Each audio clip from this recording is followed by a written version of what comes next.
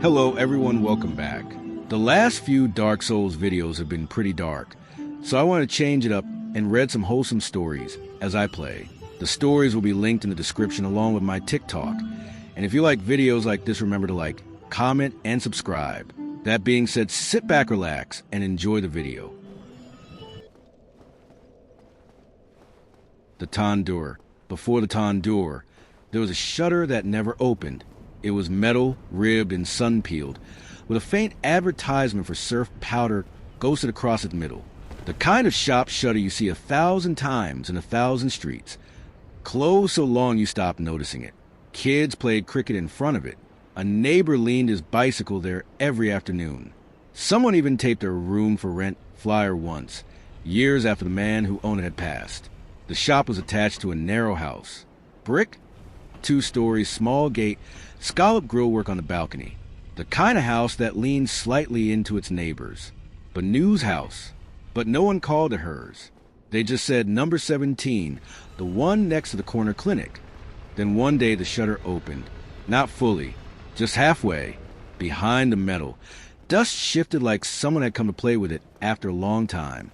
Just a woman kneeling inside on a mat, dragging a plastic drum across the floor. Banu was in her 40s. Barefoot, bangles quiet on her wrist, her dupatta tied back on her head. Nobody said anything the first day. They just looked as they passed. Even the fruit seller slowed. On the second day, she swept the shop out onto the street. Neat little piles, cement dust, cigarette butts, old receipts from an old life. She poured water to keep the dust from rising. A neighbor scolded her for wasting too much. She nodded once and kept sweeping. That night, the smell of charcoal came from number 17. By the end of the week, people stopped pretending not to look. The Tandoor was set into a cement ring she built herself, with bricks stacked in a half moon around its base. A rusted pedestal fan pointed toward the Tandoor. A wooden stool tucked beside a blue plastic crate. On top of the crate, a gala, a dented metal cash box with no lock. There was no board, no price list, just 4 nuns resting under a mesh cover. No flyers, no helpers. She sat and waited. The nuns sat with her. They had the uneven edges of something made by hand, not mold, slightly thicker in the center, golden brown in patches. A little burn at one corner. 15 rupees, she said to her first customer, and handed them over. That was all. People bought one, came back the next day, bought 3.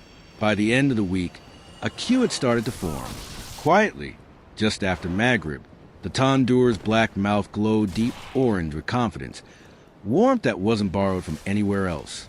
Her hands moved steadily, dough to hand to slap, slap to wall, wall to plate. When she ran out, she ran out.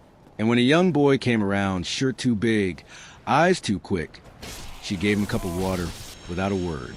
The next day, he came back, not to beg, to help. She didn't tell him what to do. He swept, he fetched water. He carried charred naans to the waste bin, and the waste bin to the trash heap. By the third day, he started taking money. The shop had changed already, but the smell stayed the same. By the second week, people no longer pretended it was strange. The line outside number 17 grew wider than it was long, like a clump of waiting. Men from the pharmacy next door, a retired teacher with his newspaper still folded, a girl in her school uniform biting her thumbnail. They didn't speak much. They just watched the smoke ribbon up into the alley and waited for the boy to signal with his hand. Next, the boy's name was never asked, but someone started calling him Koda, and it stuck. He wore slippers too big and a shirt that had belonged to someone who ate more than he did, but his eyes were alert, sharp. He wiped the counter without being told. He stopped customers from crowding the Tandoor. He learned quickly when to say no more and when to say Badu minute. Nobody asked where he came from. On Fridays, he wore a red cap. Inside, the shop started changing. Not fast, but surely. First came the jute mat near the threshold, for those who wanted to sit while they waited, then a shelf made from 2 bricks and an old ironing board, holding a thermos of chai, a few glasses, a tin of sugar. She never charged for the chai. She just poured it, when she felt someone look tired. The tandoor burned longer now. Banu's hands moved faster, but not rougher. Her bangles stayed silent. People started saying Banu's naans felt denser, and the rotis felt fluffier in the hand. They weren't always perfectly round, but they folded easily, tore clean, and stayed warm even after you reached home. Some started bringing sabzi from their kitchens and eating on the spot. One afternoon, an uncle from the mosque asked where her husband was. She wiped her hands on a cloth, gestured to the tandoor, and said, "Yahan." In the fourth week, Afzal from 2 streets over, owner of the old tandoor near the post office, came by. He didn't speak, just watched. His apron was stained, his hair oiled back. He stood behind the line like everyone else, arms folded. Kota saw him, but Banu didn't. When it was his turn, he didn't ask for a naan, just stepped forward, picked up the thermos of chai, poured a glass, sipped, and left a half full on the crate. Then he walked away. That night, Banu wiped the glass and placed it back, upright. But the next day, she added kulcha to the crate, slightly sweeter with a crackled top. It sold out before Maghrib. The rival tandoor stayed open, but its line began to shrink. Children started coming alone. 2 coins pressed into a palm, mother's instructions in a whisper. Laborers on cycles stopped by on the way home, tucking naans into plastic bags under their seat. Even the milkman asked Kota to hold 2 for him till his round was done. The clinic next door asked her to start making whole wheat roti for diabetic patients. The tandoor itself changed too, black and deeper, shaped smoother. The cement ring caught the ash in a neater curve. Someone gifted a hand fan, and it joined the pedestal fan, fixed together by a wire loop. By then, people had stopped calling it that woman's tandoor and started calling it Banu's. It was no longer number 17. It was a place. Somewhere in the 5th week, the complaints began. Not openly, never in front of her. It started as small talk between neighbors. "Did you hear how late she stays open?" Then a murmur in the masjid courtyard. "A woman running a shop like that?" Then a whisper over tea. "She's clever, not decent." The Mahalla committee didn't summon her. It never worked that directly. Instead, the doctor from the clinic next door was asked to have a word. He didn't. Then an old lady, the one who used to run sewing classes from her terrace, stopped sending her granddaughter for naan, started sending the maid to the next sector instead. 2 boys were caught mimicking Banu's posture outside the tandoor, slapping imaginary dough to invisible walls. One of their fathers made them apologize. Banu accepted it like she accepted most things, with a nod and a cloth in her hand. Kota didn't like it. He started coming earlier, leaving later, sweeping wider. When a group of teenage girls stopped outside one evening, school bags on their shoulders, curiosity in their eyes, Kota stepped aside and offered them the mat to sit. Someone left a box of hing powder on the shelf. Someone else left a pack of dry yeast. One day, folded into the dough sack, Kota found a recipe written in neat Urdu, a lunan for winter. The smell changed again. Richer, deeper, steamier. People began asking for a half-cooked naan to finish on their own tawa at home. She obliged when the fog rolled in, the thick fog that softens headlights and quiets alleys. Banu lit a small clay lamp outside the shutter, one at the front, one inside near the dough. The light flickered in a way that made people stand closer. By sunset, 3 new chairs had appeared outside, low plastic ones mismatched, with a small steel table, sharp and square, but aged. That evening, the line came earlier, stayed longer. The chairs remained occupied. Sound of the crowd blended with the ribbons of smoke and scent of warm tea. A boy from the next street offered to paint her a board, Banu Hotel. A week later, the same wall held a new sign, painted neatly in white on a field of blue with red strokes around the curving letters. The board said Banu Hotel, but most people still called it Banu Ka Tandoor, or just the tandoor. By now, she was making more than just naan, and a paratha for the boys who came late. A lunan folded into wrinkly newspaper and plastic tailas. Sweet rusk soaked in leftover chai. Sometimes a doll she wouldn't name. Sometimes something green and sharp with tamarind in it. No one ever saw her shopping.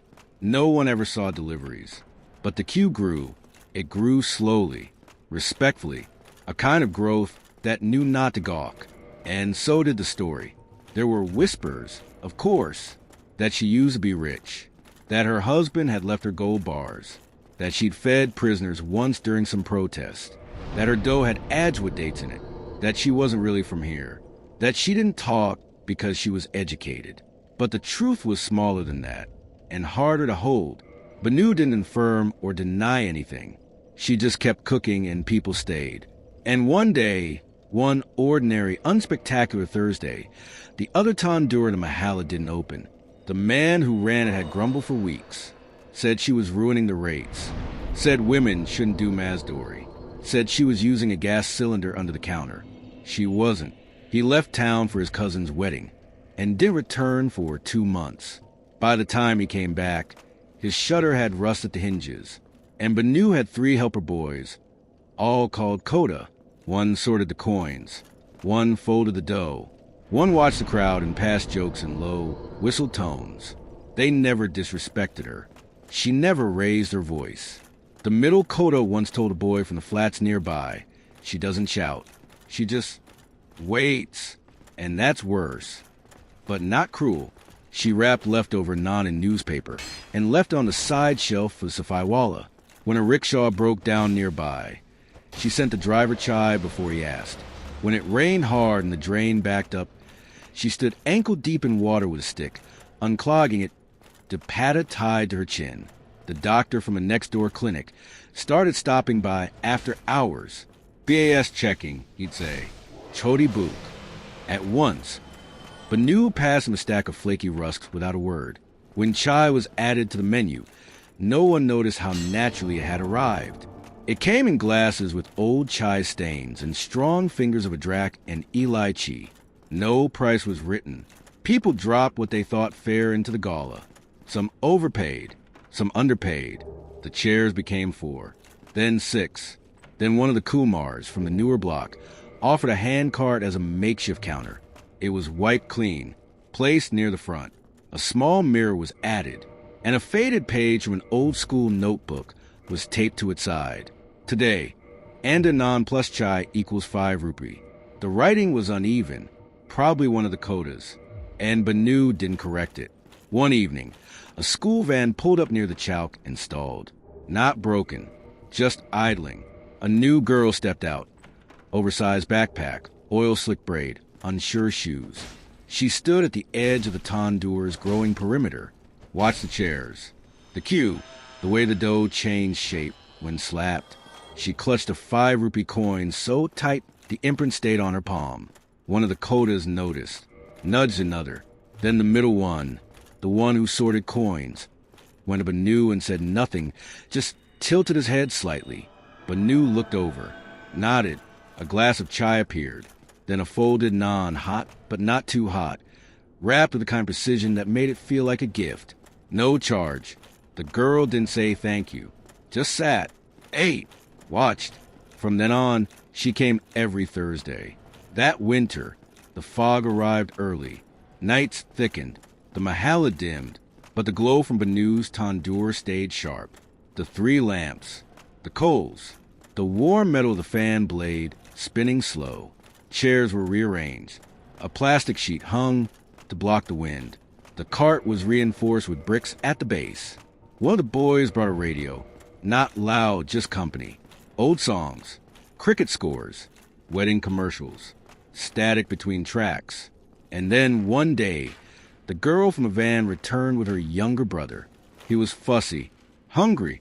She fed him half her naan before touching her own. The middle Koda brought her a second one, on his own. She didn't protest. One morning, Koda arrived and found a steel counter had appeared overnight. Welded legs, smooth top, big enough for 3 people to work at once. He looked at Banu. She only said, "It was in the back." Later that night, after the shutter was pulled and the gala locked, Banu sat alone on the plastic stool, one hand in her lap, one brushing crumbs from the wooden counter. She looked at the chairs, at the signboard, at the 3 Kodas stacking crates. She smiled. The shop was no longer a shop. It had become something else. A man and a cat. One of the things my father always got right was how to act around animals. It's magic to see him work around them. Animals don't necessarily trust him, but he trusts them. He always seemed so careful around them, like he understood their needs. Chicken came up to him for rubs. Sheep and even geese like his company. The old family cat, by the name of Cheap Eye, who now spends her days snoring in front of the fireplace, was once a fierce and wild beast, an unapproachable wild animal, that carved some of the most beautiful scars I have. 14 years ago, we got her from the shelter, where she had already hurt every volunteer who held her, the lonely kitten with unending anger who bit and scratched all the time. She was wild, and I took too long to realize that. My father, however, always kept his distance. He never got bit, never got scratched. One day, after 8 long years, Cheap Eye started being sick. She lost her energy, lost weight, and became just a ghost of her old self. Her bites were soft nibbling, and all she could muster were low, weak grumbling. My father got her to the vet, who was meaner than the cat, and who dreaded her yearly visit. After examining the frail beast, she declared, "She has a tumor. It's going to eat her away. Now, we can try and remove it, or you can try again with a nicer kitty, one that'll deserve the care you give out." My dad didn't respond, only nodded and paid his dues. His mind was set. We never leave anyone behind. A few days later, her surgery was scheduled. I nursed Cheap Eye, tried to get her to drink, to eat, kept her out of the heat of the sun. It felt like I was holding a bag of bones. The surgery came, and my father was honest. A cat that's already that old could not handle the anesthesia well. He warned us that the tumor may come back, that infections existed, but he insisted that we were doing that for her. He said, if I was her, I'd want for people to take care of me. 8 years old is too short of a life. Obviously, that stubborn beast made it. The exact moment she drowsily walked into the living room. After she got back, we all felt like a switch flipped. She made her way onto the couch and curled up right beside my father, like she never did before. She started to trust us, accepted pets, asked for food, asked for pets. Cheap Eye was still her old, grumpy self, but had welcomed us into her circle. My father, especially, became safety incarnate for her. She'd run to him every evening when he came home and started laying down on his shoulders during breakfast. She'd scream for him to get her food and would hide behind him in front of guests. A few years later, my father got sick, inexplicable pain that his doctor dismissed as migraines. He couldn't sleep, couldn't eat, barely could drink. It lasted 23 days before we brought him to the ER. He had a tumor that was eating his brain away. However, he did not make the choice for it to be removed, as he was about to die from it. He lived through his operation, battled through recovery, and got home with chemo the very day he stepped into the living room. Cheap Eye was waiting patiently for him, laying down on the couch's armchair. As he sat down, she sniffed his hand, and when she had confirmation that his favorite person was back, she headbutted it. She got up, stretched, and cuddled up against him the same way she did when she was the one coming back. Every day now, as my dad sits down with his cup of coffee, the old tiger softens up and comes up to cuddle. She gets up on his lap and makes a comfortable little loaf of herself, all while staring at him. And she purrs. She purrs so loud, he can't even hear the TV. Sometimes. My dad is going through everything with so much strength, and I like to believe that every day some of that strength is generated by an old tiger, curled up on his lap, purring as hard as she can. I believe she knows he's as sick as she was, and does her best to soothe him. My love story with my best friend. I only do it to let off some steam.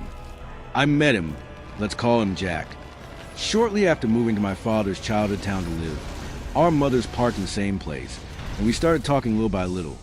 We're both shy, and besides, we don't go to the same course. Then I started getting to know him more, and we stayed at the high school waiting for our siblings to go out. The school and high school have different departure times. Then we started talking and playing basketball together, his favorite sport. Then we started to get closer and get to know more. And we started the best friendship in the world, but I started to fall in love with him without even knowing it. Then on my 14th birthday, when we said goodbye, Jack kissed me on the cheek. I was very surprised and blushed because I didn't expect it. Then we saw each other almost every day together in the car. And then Jack also started high school. He goes to one course less than me, and here the drama began. There was a boy we'll call Dylan. Dylan was Jack's friend. Dylan didn't like me being with Jack at all and tried to separate us. How? Inventing the biggest lie possible. He left the following year to the USA. We're from Spain. And guess what? Jack believed it and stuck to it like a booger. I always saw them together. It seems that Dylan spells him or something, and I was dying of jealousy until they went out together once. And that was that I was dying of jealousy. I didn't believe it all, and I tried to tell Jack the truth. And he told me that Dylan is his friend and will be with him until the end. That destroyed me, and I didn't talk about it again with him. Then the truth was discovered, and Dylan ended up being a false infidel who deceived everyone, and he hated me for the mere fact that I was gay. Summer began, and Jack, his brother, and I went out together every day while his mother, who was pregnant, was preparing for the baby. Every day I fell in love and got closer to Jack. We hugged, played, and even shook hands until the day came when Jack wanted to confess something to me. Would him finally confess his feelings? No, because he revealed to me that he was in love with MY twin sister and worst enemy. This complicated things a lot, but try not to let it affect me. Then my birthday, 16, arrived, and the three of us, Jack, his brother, and I, met to celebrate it, and it was a day full of drama. We went up to my house for a moment to get changed, and Jack gave us presents for me and my sister. It was very uncomfortable to see that the boy you've been liking for years is in love with your twin sister. Then we went and started walking, and in the place where we were going to have dinner, we met Dylan. Jack was angry with him, and so was I, and we decided to go eat somewhere else, but because there were parties in my town, everything was full, and in a bad mood, we went to where Dylan was. Luckily, he went and ordered the pizzas to go to eat where we played basketball, but the pizza was uncut, and we had to go up to Jack's house where Jack and his brother argued about whether or not to go home also. Because Jack's brother was very stressed because the day next was the first year of his university career. I could see how Jack let a tear fall while the three of us were eating pizza. Little by little, the fight got smaller, but often a birthday and farewell to my other best friend and possible brother-in-law. When everything calmed down, it was already 11 at night, and Jack offered to accompany me downstairs. Jack almost fell down the road, and luckily I grabbed him from the waist. His skin was so soft that I never wanted to peel off. Jack hugged me and apologized for the most unexpected birthday. The next day, I saw Jack again this time, and the first time, just the two of us, like a date. We were talking about several things, including our feelings, him for my sister and I, not be able to tell him the truth. I made up a pretty big lie, that I liked my friend and classmate Clara, seriously when I was about to tell him my feelings. We got a little closer, and in the end, he kissed me on the cheek for the second time in his life, and the classes started again. We began to distance ourselves more, and all my classmates began to bully me. We stopped meeting and seeing each other, and his little brother was born in November. His brother studied at the university, and we didn't see each other much anymore, at least not like before. And since they were my only friends, it destroyed me. Christmas comes, and a plot twist takes place. A girl confesses that she's in love with him, and when I thought it was the end, he rejects her. Luckily, I felt a weight on my shoulders, and we went out together again to play basketball. But behind the lie that I liked Clara, the ball got bigger, and I said to myself, I can't postpone this any longer. I told my friends that I was going to confess to Clara, and I took the opportunity to tell Jack that I needed to talk to him. I shook his hand and shyly told him that I liked him a lot, and it was to be expected that I refused because he is not gay and he worried about me because of my broken heart. I also confessed that they bullied me and told me to tell my parents. I don't have a nice relationship with them, so I couldn't tell the whole truth. Unfortunately, the story ends here, but I'm sure there are more surprises to come smiling face with hearts. Will I finally be able to conquer the boy I was in love with for 4 years? Vote for an update. Love at first glance. The party was off the chain. Always a big mansion party. Multiple dance floors. Women in gorgeous dresses. Men dressed in tuxedos. And then he would show up, Greg. I always wondered what he did when he walked through the house. Through the dance floors, there was a group of good fellas following him. They always kept a perimeter. The back room was always kept under heightened security. Always 2 giant, built bodyguards in front of the room door. Nobody knew what was behind it, except for Greg and his crew. I was dressed rather glamorous that evening. I always knew Greg had a thing for cute girls. I was just hoping maybe as he walked by, he'd notice me enough to catch his attention. I put my illustrious-smelling perfume on a little extra, because I know he's a sucker for captivating scents. He just walked in the door. Here he comes. He's about to walk by. I raised my hair as I danced slowly in his direction. I swayed my hips to advance further in his direction. It worked. He noticed me. I motioned with my finger for him to come sweep me off my feet to the sound of the beat. Despite his mysteriousness, his smile towards me is authentic. He is literally enjoying himself dancing with me right now. His friends join in and start dancing to the progressive beats. He also made sure everyone around him knew that I was dancing with him. I find that so sexy. I didn't want the song to end. He always had a look of professionalism, a poker face if you will, while walking to his back room and past parties. I figured he'd want to leave after the song finally ended to attend his business in the back. Even if that was all the attention I got from him in a lifetime, I'd be so happy. But then the unthinkable happened. He grabbed my arm and said, "Come to the back room with me. Have you ever wondered what's back there?" I looked at him with an odd stare. "You can't be serious, are you? You want to take me in the back room? But no one is ever allowed back there. Why would you want to take me?" "Because I trust you," he responded. "Oh my gosh." I said yes in a heartbeat. I told him I definitely want to see what's back there. I've seen him go in this room before, only with his group of people, as nobody that I know of is even allowed back there. He took me by the hand and started to guide me as I was his date for the evening. All of a sudden, I had been blushing nonstop. This man is walking around with me. There are so many other girls staring at me right now, but I don't even care. You all had your chance. I've been coming to these mansion parties for over a year now, and the little girl inside me is so curious about what's back there and being next to him. As we approach the bodyguards, they clear the way for Greg and his crew of 5. He turns around, looks at me and says, "Are you ready?" And oh my gosh, he kissed my cheek. He reinforced my level of excitement and smashed all nervousness. "You should feel special," he says. "I wouldn't do this for just any girl." He grinned. Greg then opens the door, and I simply could not believe my eyes. It was an entirely new part of the mansion. There were elevated dance floors on the left and right, some on higher levels. There were people dancing with glow sticks, dressed in incredible wardrobes. The music was spot on. My face lit up in excitement. He takes me by both hands, like he's excited to run with me, and guides me through the first dance floor. The music was flawless, had such a good electric vibe to it. We were dancing strong. My heart opened up to him. In that second, he defibrillated me to a whole new level of utopia. Does he do this with all the girls, or just me? Could I really possibly be this attractive to him? The song came to a slow part of the song. "This, my dear, is where you belong." He smiles.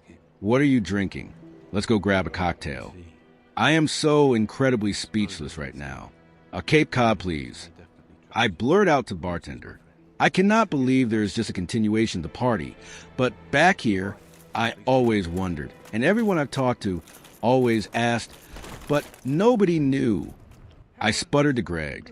"Let's just put it this way. You're now a VIP of the VIPs, miss." Greg suavely says, while reaching for my hand, "I'm Miranda." I responded, "Miss Miranda. A beautiful name, you know. I'm pretty sure the first girl I ever kissed, in kindergarten I believe, her name was Miranda." He smiles. "She must have been a lucky girl." I smirked back at him. I was a lucky guy, just like I am now, Miranda. He winked. What could I do? I smiled. I smiled like a fool. This man, this prestigious, gorgeous man, is looking at me and paying me attention like this. He takes my breath away. I started to reach for my purse to pay for my drink. "Honey, your drinks are on the house, anytime." Greg says as he places his hand on mine. I feel stupid right now. My cheeks are showing it. "Yep, I'm lighting up like a Christmas decoration, aren't I? Why are you being so nice to me?" I finally muttered to him. I'll never forget this like it was yesterday. He looks at me in my eyes and says, "I noticed you the same time you noticed me. Darling, I've been walking through every back room for a long time, looking for you. You had me with your first glance. He really knows how to take my breath away. I certainly didn't feel threatened, but I could have ran at that point. A good part of me wanted to. Honestly, I'm not ready for a shooting star to light my heart on fire. But why wouldn't I be? I come dressed for this moment for a year, just for him to notice me. He's beautiful. I love him, and I don't even know him. His solemn smile makes me... I can't help it, as I'm a magnet of his attraction. His light radiates through me when I hold his hand. Damn it, I love him. I love him so much. I don't care, I'm all in. Do you believe in love at first sight? I gently asked. Wasn't always will be love at first sight with you, Miranda. He interlocks his fingers with mine. From that moment on, he had me. I became his princess, his love for life, and we danced on endless dance floors from then on. One of my teachers in high school was insufferable, and I owe her everything. Mrs. D, horrid, awful bully of a woman. We had graduation projects, and I had mine almost completed. Then she took over, and she hated it. She forced me to do the whole thing over again despite the fact that I did everything right. She just didn't like the subject material. What I ended up picking as a last-minute throwaway job shadow turned out to be my dream job. So I applied to major in college, and I went to a tiny university with a great program. I needed an apartment, and I found a couple people looking for a third roommate. One of my roommates introduced me to his friend. See, we dated through the last few years of college.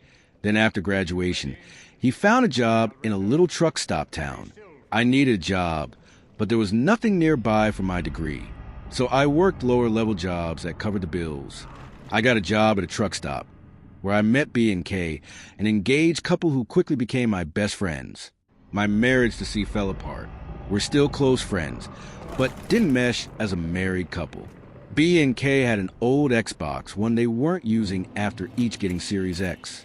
They wanted me to play video games with them, instead of just sitting home alone on my PlayStation. They got me playing Conan Exiles with their friends, who became my friends. One friend and I clicked immediately, talking about everything, helping each other through horrible breakups and bad online dating matches. We had so much in common, and were great friends. Then I realized I had feelings for him. Shortly after, he realized the same about me. I fell in love with one of my closest friends, who treats me so well and loves me so much, and is so much better of a partner than I could ever dream to having. I feel so cared about and so wanted. He puts in so much effort to show me he loves me. I don't even know how to process how much he loves me. After a long road of being hurt over and over, I was so afraid to let myself fall for him, but he can break through any wall I have. He's believed in us so much that it's infectious, and I can't help but no longer care about repeating that pain, because I know it's never going to happen. We'll make it through anything. We're planning on spending the rest of our lives fixing up cars and motorcycles, having adventures, and playing video games. All because a bitchy control freak teacher got me interested in a career. I met a guy in college whose own career took me to a map where I met some friends who got me gaming with their friends. And that's how I met my forever person. So thanks, Mrs. D, you miserable hag. I owe you everything. Found my kindergarten fiancé, and it's a wonderful feeling. So here I am, male 37, married and father of a lovely toddler. My life has been a long way of falling and getting up again. Like with so many people, my autism probably did not help. I never made friends easily, or at least, I do not very quickly consider people friends, even if I like them, and I was also not that great at maintaining friendships. Over the last decade, I met my wife, got married, got a steady job, and became a father. And then, less than a week ago, I thought to myself, whatever happened to V? V, random initial, was a girl I met back in kindergarten. We lived in the same neighborhood, and were about the same age. And somehow, we did get along quite well there. That's how it started. I remember her being brought in on the day that was my birthday, that kind of stuff. At 4 years old, I left kindergarten and went to the first grade of elementary school. Over here, we have 8 grades, or Groups actually were the first two grades always put together. I got there first, and while it was a little scary, I had been nagging to my mom about when I could finally go to school for weeks, so I did not feel bad. It also helped that a boy from my street was in the same class in the second grade. V joined the first grade sometime later and got into my class. Of course, it was scary for her too, and I do remember her sitting there with tears in her eyes, with me sitting next to her in the circle, comforting her. I bet her mother even put her next to me because sitting next to a friend is always less scary. I remembered a book my mom read to me about a boy going to school, comforting a crying girl who was scared. So I started to stroke her back, like toddlers do, saying to my mom I would comfort her like the boy in the book did. I can't remember when it started, but of course, being very, very young and playing together a lot, at some point we decided that we would get married when we were grown up. My original plan to move in with my widowed grandmother was not a problem. V and I would just marry and live with my poor alone grandmother. One day, Grandma, who lived far away, was visiting us and got me from school. I introduced her to V and said, "We are going to marry when we are grown up." Grandma, never minding to play along with child games, said, "Oh, so you are not marrying me anymore?" And I replied, "Oh, no." When I said that, my brains were smaller course, so I was dumb. And I did consider V the most beautiful girl in class, even though the story does not mention whether anyone agreed. I even had a contender for some time, until he simply decided, V is going to marry you, so I decided to marry H. Yes, we stuck together during the first two grades and third grade. Well, not always. I did not mind her playing with other girls on the playground. As I said, I did not make friends easily and just played a lot on my own. A lot easier in my eyes. Yes, my mother was very worried about my social development. Why? But of everyone that I went playing at home with at the time, V did remain a very frequent choice, whether at my place or hers. I do remember things we did, like watching The Rescuers and Fleischer's Gulliver's Travels. I got invited for her birthday parties, and she to mine. I still have some pictures of that. Over the course of the third grade, our teacher noticed that I was not only developing a little different in the social aspect. Back in the second grade, a mother volunteering at school to read for us had already come to mind and said, "I think he's able to read already," which the well-meaning but old-fashioned second grade teacher never even noticed. Our third grade teacher was a lot younger and noticed that I was speeding through all the work rapidly and took action. And after some time, it was decided that I could function better at a school where I could develop at a more individual pace, and my parents, reluctantly, had me go to a Montessori school. The step was not easy. I enjoyed the work, well, most of it, but had a hard time adjusting into the new class. Years later, my parents told me that they actually didn't think I was at home in that school, not because of the teachings or the teachers, but because the kids were just not my kind of kids. Around Pentecost during that first year, I reread the book my former third grade class had given my start cry because I missed them all so much. So much that when my new school had a day off and the old one had not, my mom suggested that I pay them a visit. All in all, it makes the wish that V wrote for me in that book a bit ironic, for she hoped I would make a lot of new friends there. After that day, I did not get in touch with kids from the old school again, finally adjusting at least a little and making a few friends at the new school. But that did not stop me from keeping a bit in contact with V. I again invited her to my birthday party in fourth grade, and probably also the fifth. I still went playing at her place, and vice versa from time to time. I made her Christmas cards, which I then delivered in person, and probably also Valentine cards. I do remember giving her a rose for Valentine one year. We still said we were going to marry. We sneakily gave each other a kiss. Sometimes, oh! And whenever we were on the phone, V always sighed and said, "My little sister is singing again. V loves B. V loves B." And then at some point, it just stopped. There was no fight, no breakup. Whatever. We just saw each other less and less frequently. And finally, not at all. From the eye, from the heart, it seems. A few years after elementary school, I heard that V and her family had moved to somewhere far away.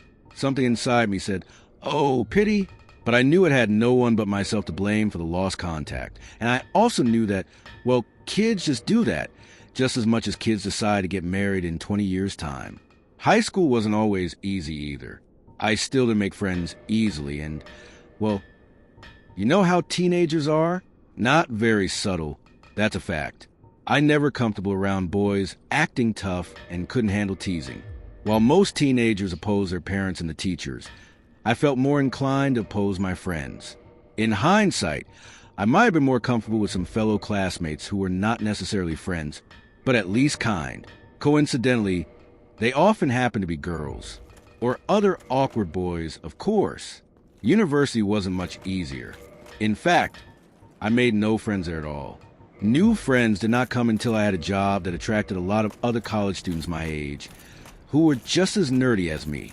Well, they did not all have the same awkward persona, but at least we shared nerdy interests, and that helped a lot. There was also very little shame about being nerdy in that workplace. Everyone was a misfit, so you had to be a huge misfit to actually stand out in a negative way. The years went by. I was in my mid-20s and never had a real girlfriend, unless we count V. My mother and my sister had a tendency to tease me a little about that time. They didn't mean any real harm, but I felt very awkward about it. When my grandma brought up the aforementioned anecdote, I felt very embarrassed that she brought that up, remembering how everyone used to laugh when I said I would become a grandpa alive with grandma. In desperation, I went on dating websites, which did not really improve my frustration. Had a crush now and then, which always turned out to be a mistake and never grew into anything. My first French kiss was with a female friend who felt sorry for me during a game of Spin the Bottle. Finally, age 27, I met a very nice, loving lady who showed a very genuine interest in me, which resulted in me becoming her boyfriend, me moving in with her, and finally us getting married. I do remember telling her about how everyone used to laugh when I said I wanted to move in with my grandma, who had passed away in the meantime. When I said it was stupid, she said, "No, it was very sweet. You wanted to care for your grandma." Finally, making me realize that while the children laughed at me as if it was silly, the adults probably laughed because it was silly but also very cute. Years went by. Again, we got married, and after a long while, we finally had our dear baby girl. But last week on Monday, I suddenly thought, whatever happened to V?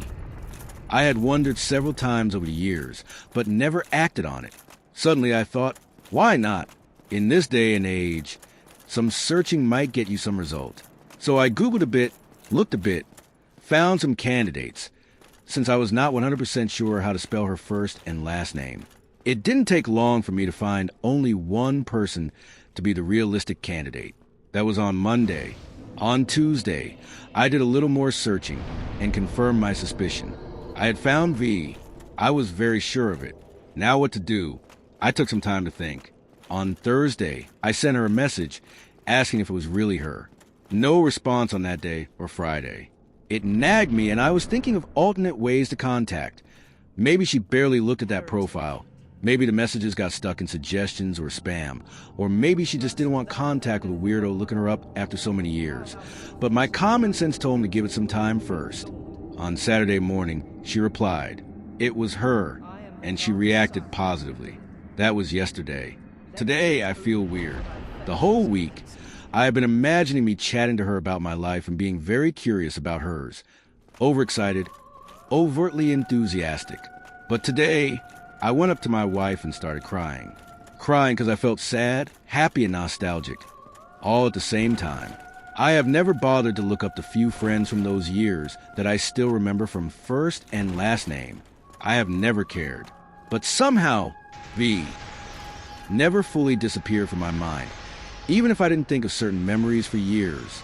Apparently, she was far more important to me than I realized.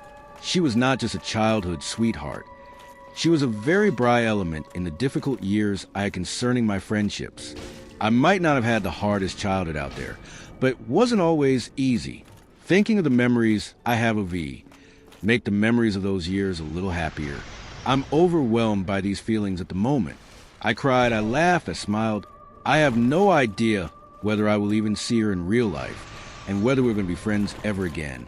But just finding her after more than a quarter of a century It feels as if I found a little piece of myself again.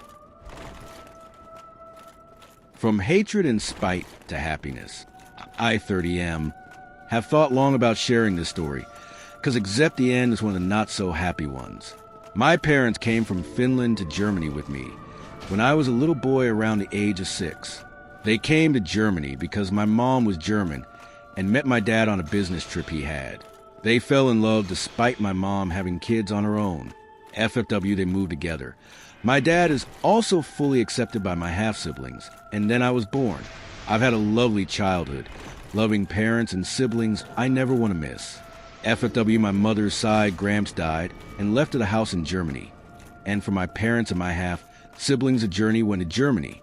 I've had the privilege to grow up as a son of 2 countries, but whatever lovely possibility this was soon for a long time destroyed by me growing up and having undiagnosed autism. My school life was hell. I was bullied left, right, and center for being the odd kid, the weird oddball, the nerd, and so many other things. I was depressed, had 0 game, no friends, and despite working my ass off to learn German to find friends, no one wanted to play with me except my siblings. I was sad, very sad. My dad and my mom, may she rest in peace, always try to tell me that they're proud of me, being a smart kid, being a relatively crafty kid. This helped, but rather minuscule, because I felt shame. Shame for not blending in. Shame for having no friends to show my parents that I try my darndest to blend in. Middle to high school, it's both in one in Germany. Was hell incarnate. Heck, I learned brawling better as algebra, counting the amounts. But I never started these. I found a few friends there, the loners, the oddballs like I was, and for the first time in Germany, my life didn't look dire. We spent a lot of time together doing the normal kid things, playing video games, ripping MP3s, sharing rad music. Man, I love death and black metal. And I joined an LARP community and also was volunteer helping out at a small comic shop that sold these cool 40K miniatures. I also got along good with our local garage owner, where I made and aced my apprenticement later on. Still write the old man and call him here and there. He's a genuinely good, polished guy. But a gearhead that sparked my technical engine-fueled autism so hard that I ended up working later half my life there till COVID hit. Life was shit, but not so shit as a socially awkward kid. Anyway, when I was not under hoods or in the comic shop, I was in school or playing video games on LAN parties. Doesn't sound too bad, right? Well, I guess it wasn't. But I still wasn't popular. I still was shunned. And the only thing keeping me from deleting myself was basically spite and hatred. I simply do not want to die before the ones that shunned me. Till the age of 19, I had no girlfriend. And alas, my first one cheated on me with 2 guys, and I met them in the middle of the thing, roses and chocolate in hand, because I thought that's a normal thing to do. The second one, well, not better. Whilst not cheating, I walked straight into the trap of untherapied and unmedicated BPD. Jesus. Not a single week without a fight. But I had 0 self-esteem nor any social game to at least understand when to quit. Came like it had to came. Collapsed, and my, at the time, 22-year-old ass was hauled to the local hospital. The doc kinda noticed, I think, and took his time, nailed into my brain to get my ass out of the relationship. Thanks to my work buddies and my boss at the garage. They kept me busy and sent me to every workshop, every additional graduation course, and baseline saved me a lot of hassle with the fallout. Fallout was, she tried turning every friend I had against me, and thankfully the friends I had knew me to a degree that they could debunk this shit. Yet again, damage was done, and I was, for those that did not know me, a twisted maniac. I sought help and got my screening for autism relatively quick, and then it finally clicked in my brain. Back at the times, it was Asperger's, a mild form of autism. Today, it incorporated in the ASD autism spectrum disease.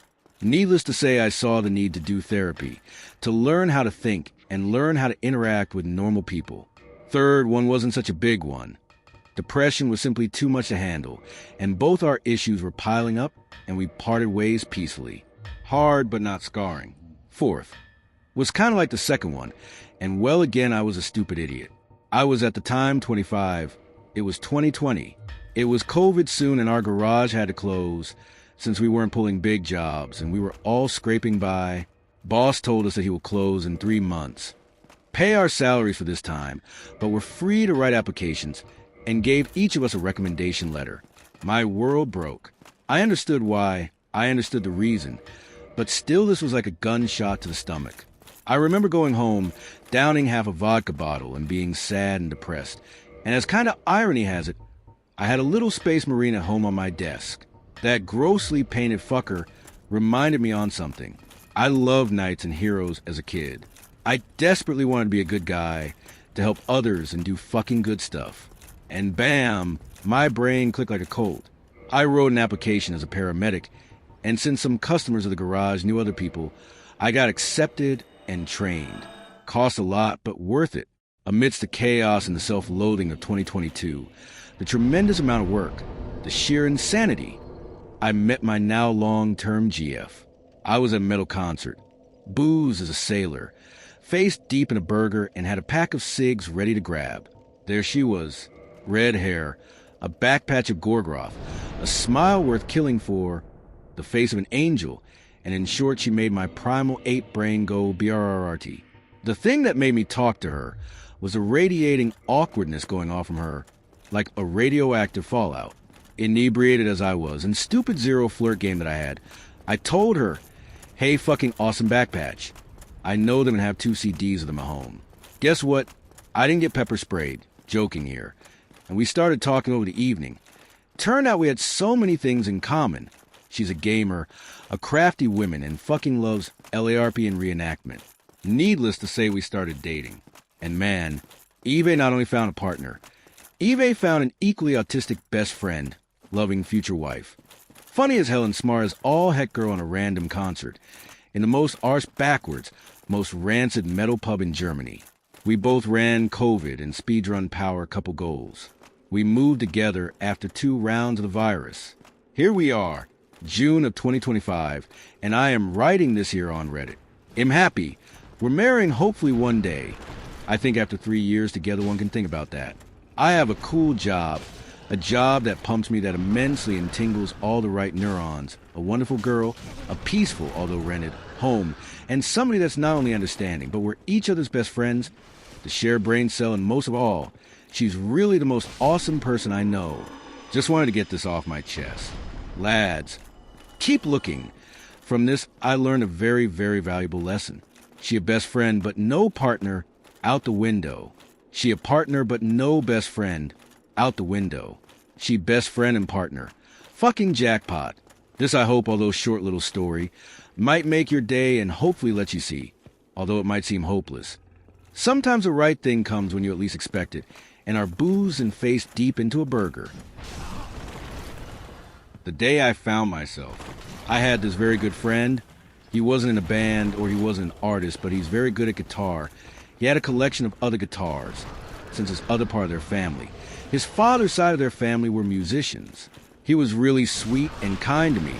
He always told me that his dream was impossible because his mother doesn't want him to be a musician. She wants him to be a doctor. Well, it's kind of an Asian thing, since their whole bloodline are doctors and smart people. He somehow inspired me to keep holding on to my dream. I told him I wanted to be a psychologist. My family wasn't there to support me. I had someone there for me. Him, I always ran up to me about my problems. Because I'm kind of suicidal, he always told me to hold on and still live life. He told me that life always has trials and challenges, so we just have to face them. A few weeks later, he called me. He told me that he wanted to quit, that he was tired. I told him, hey, what's wrong? Remember what you told me. Please stop this. You never told me about this. Can we please talk about this first? How can you be very sure about this? I asked him if we could meet up tonight. We talked for a few hours at this nearby cafe at our favorite city. I kind of started to catch feelings for him. We just had this emotional connection. When we met up at the cafe, we were planning to go to a faraway place, like just somewhere you can stop thinking we planned the date, July 6, 2017. I agreed without asking permission from my aunt, who was my guardian at that time. July 6, 2017, the day after my birthday. July 6, 2017, the day after my birthday. I wasn't able to text him or update him where I was, or if we were going to go or not. July 5th, 2017, my birthday. I was at the mall with my friends, drinking lots of smoothies and lattes. I was deciding if I was going to wait for his text or just message him if we were going to go tomorrow already, if it was confirmed. At the end of the day, probably around 1 or 2 a.m., I still hadn't received his text. I messaged him, hi. Sorry we couldn't go there today. I was busy with my friends since it's my birthday, and I probably can't go with you tomorrow. I'm too tired right now. How are you? Maybe we can go some other time if that's fine with you. I fell asleep because I was tired. I wasn't able to see if he texted me back or have seen the message. The next day, I woke up. The first thing I had in mind is if he'd seen my text or if he replied yet. I checked my phone. The only message I got was a message from the group chat of my friends sending the photos of last night. I went out of my room. My aunt wasn't there. I found guitar on the couch. I didn't own one, though. I wondered where it came from, if my aunt gave it to me or just bought it. It had a paper stick on it. It was a message from him. He said he ended it all. He told me to keep his favorite guitar for him. I kept the guitar in my room. I noticed that he put his signature written on the guitar. I cried the whole day. I didn't go anywhere. I stayed home the whole day. I messaged him saying and telling him that I appreciated that he was always there for me when I needed him, for always telling me to stay alive and keep trying no matter how hard life gets. I thought about why he ended his life, even though he told me to keep living even when life gets hard. I asked his family if he ever said anything about that, or if he was acting strange or anything. His family said that he was acting normal and nothing was wrong. They were still caring about him. I started learning guitar with my music teacher, since she was so nice to me and her teaching skills really helped me. Even if she isn't my current teacher now in my grade, I still go to her classroom when their class times are over. So that's all the stories for tonight. I know this video was a little different, but sometimes I feel like we need to hear something positive and put a smile on our faces. I want to provide more feedback or response on the stories, but it is hard to express it through the text to speech. But if you want me to express my opinion on the stories, let me know in the comments. As I said before, the stories, timestamps, music, videos, and my TikTok are linked in the description below. But I think that's going to do it for me, guys. I hope you have a relaxing night, and I'll see you guys next time.